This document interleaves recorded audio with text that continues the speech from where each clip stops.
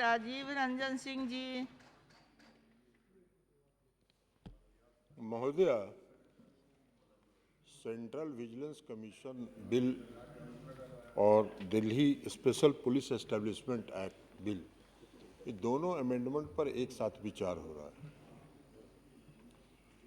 कई लोगों की बात सुनी हमने और मुझको ऐसा लगता है कि इस बिल पर कोई बहस की गुंजाइश नहीं थी, इसलिए कि ऑनरेबल सुप्रीम कोर्ट ने विनीत नारायण के मामले में 3 साल का कार्यकाल दोनों का तय कर दिया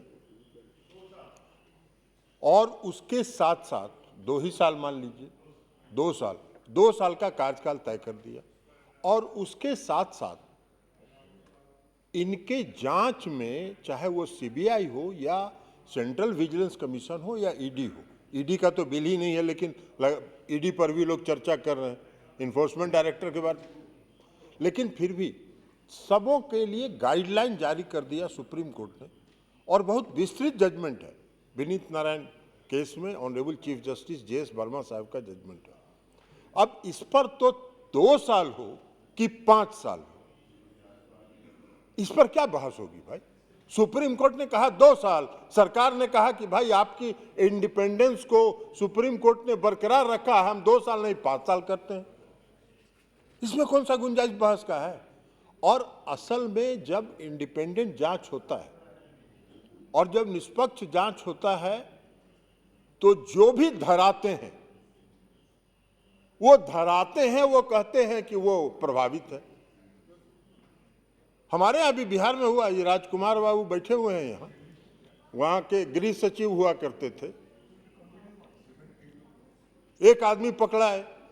अभी चर्चा कर रहे थे कल्याण बनर्जी साहब की कन्विक्शन रेट 3.69। हमारे यहाँ तो जो जांच हुआ सीबीआई का, जो चारा घोटाला विस्तृत माने बहुत ही चर्चित घोटाला रहा, उसका कन्विक्शन रेट 99% है, 99%, 99.9% है। आप थे ना केस में, तो कन्विक्शन रेट नहीं, ये जांच की बात नहीं है, कोई रहे केस में।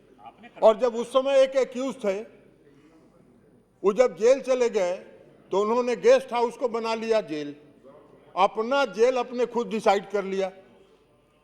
सुप्रीम कोर्ट ने जब कहा कि भाई 12 घंटे के अंदर जेल जाइए, तो राजकुमार बाबू गृह सचिव थे, 8 घंटे में उनको शिफ्ट कर दिए। तो इसलिए ये बात की चर्चा बेकार है।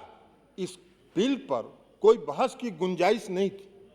हाय तौबा, लोग बिना मतलब का बचा रहे, इसलिए कि इंडिपेंडेंट, और अगर इंडिपेंडेंट जांच में कहीं कोई प्रभावित होता है, कोई किसी को जबरदस्ती अगर फंसाता है, तो उसके लिए तो न्यायालय उपलब्ध है।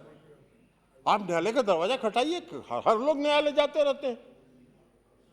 आपके पास अगर साक्ष्य है, साक्ष्य, बिना साक्ष्य के कोई किसी को गिरफ्तार तो कर नहीं सकता है, और सीबीआई और ईडी तो बिना साक्ष्य के करती नहीं है, विस्तृत जांच करती है।